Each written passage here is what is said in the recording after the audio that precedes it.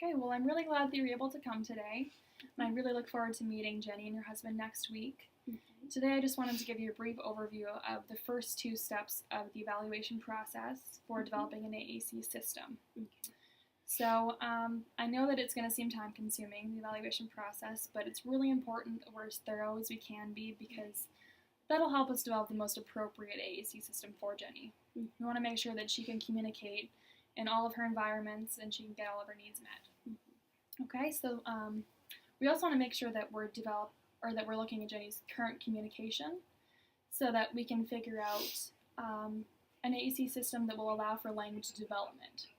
So we want to know where she is now and what the next stage of development will be. Okay, so the first step in the evaluation process is looking at Jenny's communication needs.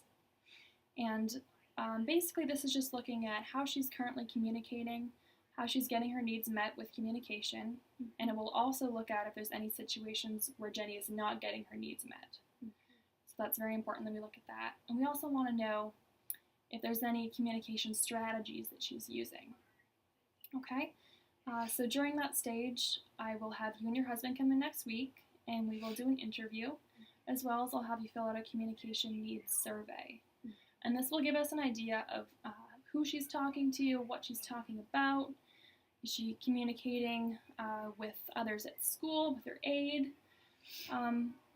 Yeah, so it's just going to give us a general idea of her communication. Okay?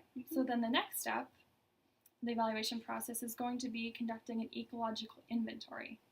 And what this is just a general summary of all of Jenny's communication. And we will do that by having you take 3 videos of Jenny communicating with 3 different people about 3 different topics. And the videos should be about 10 minutes long, and we want to make sure that they're as natural as possible. So it's okay if she knows that she's being filmed, but we also want to make sure that it's just a clip of your everyday life, your everyday communication. So some situations that I might recommend would be when you're sitting down to eat dinner, if there's communication at the table. When she's playing with her siblings after dinner on the floor, if they're playing a game, or when she's with her aide at school and they're working on worksheets, or maybe she's out on the playground with the other kids. Okay?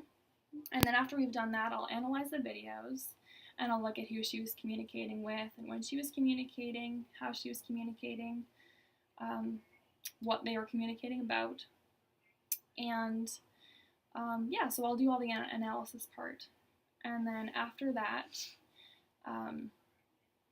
we will move on to the second step of the evaluation process, which is looking at Jenny's communication skills. So during this part, we'll look at the different modes of communication that Jenny uses. So she might use speech, but she might also use gestures, pantomime, facial expressions, eye contact, or even drawing. So for instance, is Jenny able to point to a toy in the corner of the room to tell you that that's the toy that she wants? Or can she make eye contact with the toy, look back at you, look back at the toy to tell you that, Mom, I want that toy? Okay? And another thing is drawing. If she's a great drawer, then we might want to include that in her AAC system because she can draw what she wants to communicate. So basically all of these modes we're going to look at, we're going to see what she's currently doing and what she would be able to learn to include in her AAC system. Okay, does that make sense? Great, okay. So then our final step will just be looking at whether she'd benefit from a light-tech or a high-tech AAC system. And the difference is that a high-tech system has an electronic component. So this type of system tends to be a little bit more complex. We'll have to look at Jenny's communication skills and her skill level to see if that'd be appropriate, but it might include something like an iPad with a communication app on it she can use to communicate at school or at home, wherever she is. We might want to just consider a light tech option, so having picture cards with everyday objects that she's familiar with that she can hand to you to tell you what she wants. So for instance, if you're sitting at the breakfast table and you say, Jenny, do you want orange juice or milk? She can hand you the orange juice card. Does that make sense? Okay, did you have any questions? I don't think so. Thank you. Okay, well, I look forward to meeting her next week. All right, sounds good. It always does this.